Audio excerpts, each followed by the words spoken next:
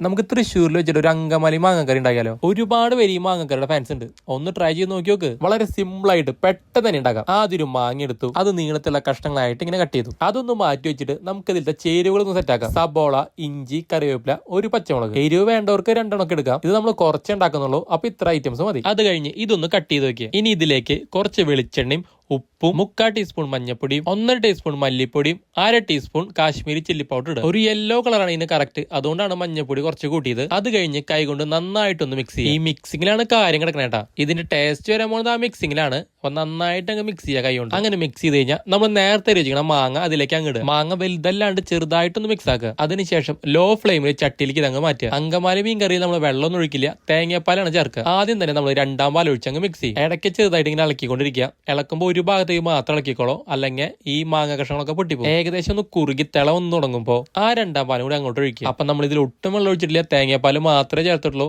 അത് തന്നെയാണ് ഈ കറിയുടെ ഒരു ടേസ്റ്റും. അപ്പൊ അത് അത്യാവശ്യം തിളച്ച് വരുമ്പോൾ അങ്ങ് മാറ്റി വയ്ക്കുക. ഇനി നമുക്ക് താളിക്കാനുള്ള കാര്യങ്ങൾ ശരിയാക്കാം. കുറച്ച് വെളിച്ചെണ്ണ ഒഴിച്ച് അത് ചൂടായി വരുമ്പോൾ കുറച്ച് ചതച്ച ഉള്ളിയും ചുവന്ന മുളകും അതിന്റെ ഒപ്പം ഇടുക. കൂടെ കുറച്ച് കറിവേപ്പിലയും. കുറച്ച് നേരം വഴറ്റിയതിനു ശേഷം അതിലേക്ക് കുറച്ച് കാശ്മീരി ചില്ലി പൗഡർ ചേർക്കുക. വളരെ കുറച്ച് മതി, ഒരു കളറിന് വേണ്ടിയിട്ടാണ്. അത് കഴിഞ്ഞ് ആ ഉള്ളിയുടെ ഒക്കെ ഒന്ന് കളർ മാറി വരുമ്പോൾ നമ്മൾ നേരത്തെ തയ്യാറാക്കി വെച്ച കറിയിലേക്ക് ഇതങ്ങ് ഒഴിക്കുക. എന്നിട്ടൊന്ന് ഇളക്കി കഴിഞ്ഞാൽ നമ്മൾ അങ്കമാലി മീൻകറി റെഡിയായി. സോറി, അങ്കമാലി മീൻകറി അല്ല, അങ്കമാലി മാങ്ങക്കറി. ഒരുപാട് പേരുടെ ഡൗട്ട് അങ്കമാലി മാങ്ങക്കറിയിൽ ഇപ്പോഴും മീൻ ഇടുന്നതാണ്. ഒരുപക്ഷെ മീൻകറിയേക്കാളും ഒരുപാട് പേരുടെ ഫേവറേറ്റ് ആണ് ഈ ഒരു മാങ്ങക്കറി. അപ്പൊ ഇത് വളരെ സിമ്പിൾ ആയിട്ട് ഉണ്ടാക്കാം. വളരെ കുറച്ച് ചേരുവകൾ വെച്ച് മാത്രം. ഒരു ഭംഗിക്ക് അതിന്റെ മുകളിൽ ഒരു കറിവേപ്പിലും കൂടി ഇട്ടെടുത്തു. ഞാനിത് കഴിച്ചു നോക്കിയപ്പോൾ അത്യാവശ്യം ഓക്കെ ആയിട്ടാണ് എനിക്ക് തോന്നിയത്. നിങ്ങൾ ഉണ്ടാക്കി നോക്കിയിട്ട് നിങ്ങളുടെ അഭിപ്രായം കമന്റ് ചെയ്തോളൂ. ചാനൽ ഒന്ന് സബ്സ്ക്രൈബും ചെയ്തോളൂ.